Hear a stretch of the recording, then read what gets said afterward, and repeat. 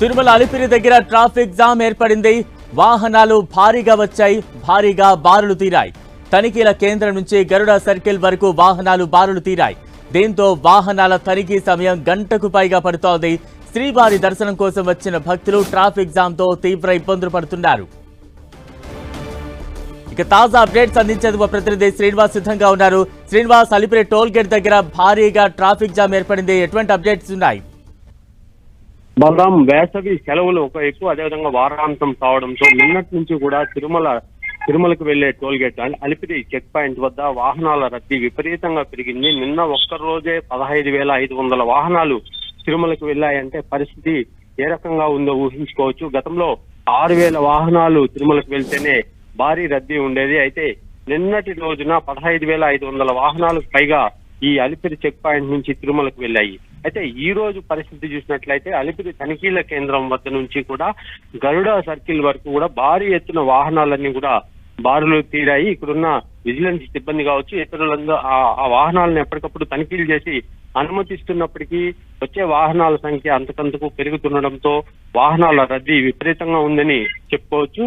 అయితే ఈ వేసవి సెలవులు ముగిసేంత వరకు కూడా ఈ రద్దీ ఇలాగే కొనసాగే అవకాశం ఉంది. వాహనాల రద్దీ వచ్చే వాళ్ళందరూ కూడా సొంత వాహనాల్లోనే వస్తుండడంతో అలిపిరి వద్ద ఈ పరిస్థితి నెలకొందని చెప్పుకోవచ్చు. బలరాం, శ్రీనివాస్, అంటే వాహనాల తనిఖీ త్వరగా పూర్తి చేసి వెహికల్ పంపించే విధంగా అధికారులు ఎటువంటి జాగ్రత్తలు తీసుకుంటున్నారు?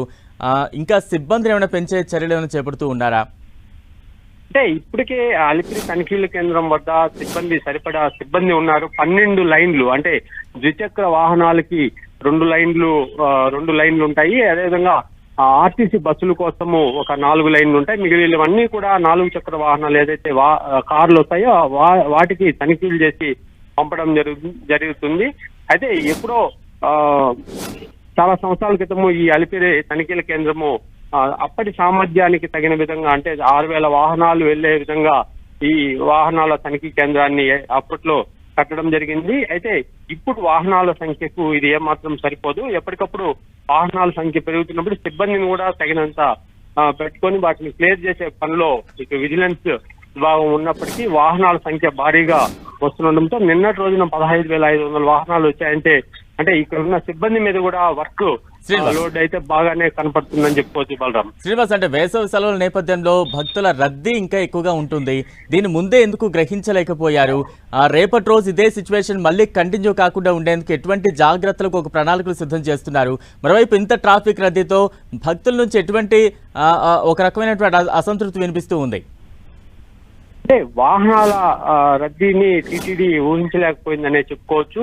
వచ్చే భక్తులంతా కూడా నడకదారులు, ఇటు ఆర్టీసీ బస్సుల ద్వారా వస్తారనుకున్నారు. కానీ ఒక్కసారిగా వాహనాల రద్దీ అనేది అలిపిరి టోల్ గేట్ లో పెరిగింది. దాదాపుగా 15,000 పైగా వాహనాలు అనేటివి నిత్యము వస్తున్నాయి. దీంతో ఇటు భక్తుల రద్దీ ఊహించనిది అయినప్పటికీ వాహనాల రద్దీ మాత్రము ఊహించలేదని చెప్పుకోవచ్చు. మొత్తం మీద వచ్చే రద్దీకి తగినట్లుగా ఇటు టీటీడీ ఎప్పటికప్పుడు మార్పులు చేర్పులు చేసి ఇక్కడ జాగ్రత్తలు అయితే తీసుకుని భక్తులకి ఇబ్బందులు లేకుండా చేస్తుంది. అయితే కేవలం తనిఖీలకు మాత్రమే గంటకు పైగా సమయం పడుతుండడంతో ఇక్కడున్న భక్తులు కాస్త అసహనానికి గురవుతున్న పరిస్థితులు కూడా ఉన్నాయి. Balaram, right, thank you Srinivas.